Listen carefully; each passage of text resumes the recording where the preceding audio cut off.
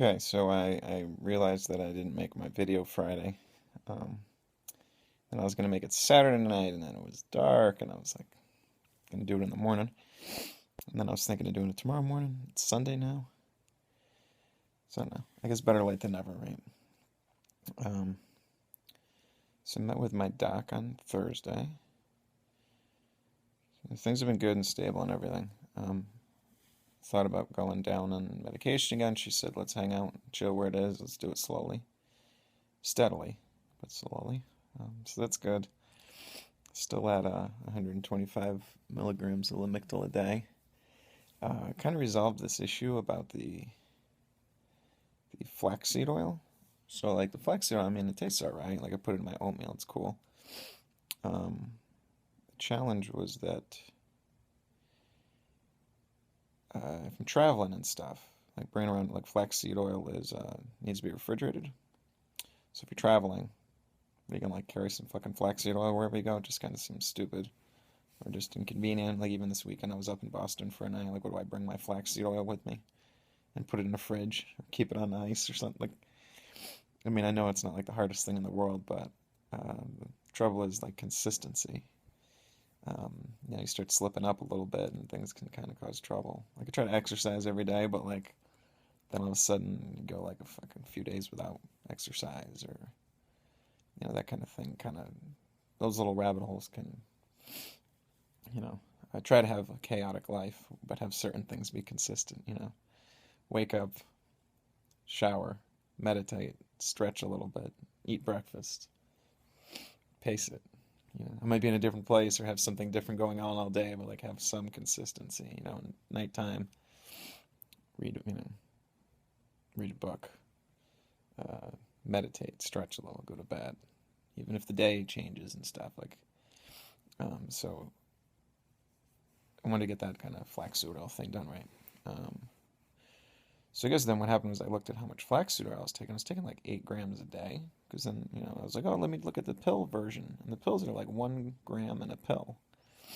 I'm like, fuck, what am I going to take eight gel caps of flaxseed oil every day? Like, it seems, I mean, it's all relative. Like, just the fucking number seems stupid. But if you just gave me one gel cap and told me there was 8 grams and I wouldn't think about it, I mean, I was taking 2 tablespoons of flaxseed oil. That didn't bother me. But for some reason, 8 gel caps, which would have the same stuff in it, would bother me. Why is that? It's such a fucking, just a thing that's made up, right? 2 tablespoons of flaxseed oil in my oatmeal doesn't faze me. Taking 8 capsules? Why does that faze me? So anyways, the doc said that really, like, all I need is, say 3 grams a day of the flaxseed oil. So I basically taking all the tablespoons was extra. So 3 capsules. So I'll do that. I'll finish the flaxseed oil I got. Whatever, that's a bunch of shit about medication stuff, right? Things have been alright. Things are going pretty good. Trying to figure out December. I was going to travel a little bit, and then I don't know. Things are getting kind of haywire.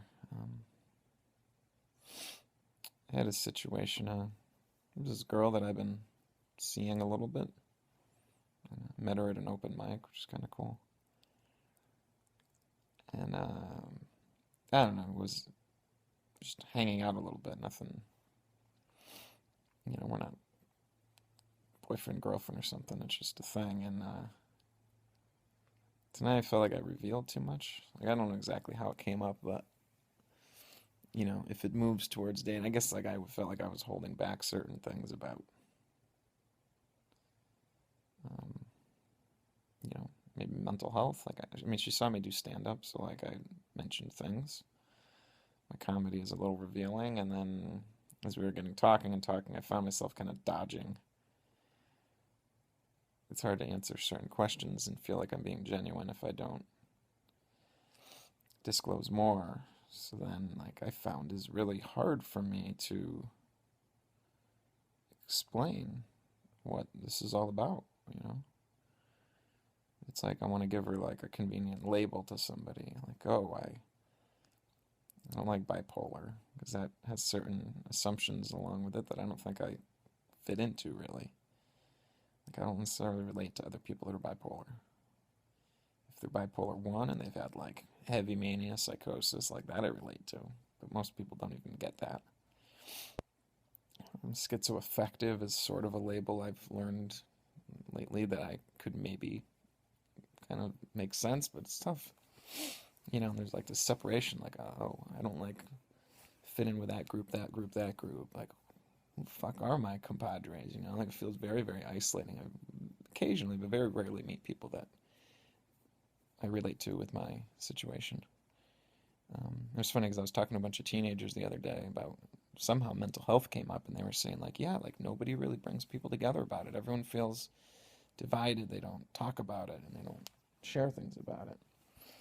And I was like, yeah, like why don't people come together? I always said like, women and non-white people and gay people, like if they got together, they're like 66% of the population. They'd be like a powerful majority.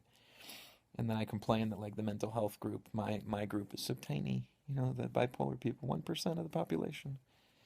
But if you add in like the people with depression and anxiety and sensory processing, just all these things, like that adds up. So even though I feel like I don't relate and click with or have that with other people, like I'm also segmenting myself out. Okay, we're going over. I just really wanted a basic update because I didn't want to miss a week of this thing. Yeah, okay, sorry this one was shaky and everything, but whatever.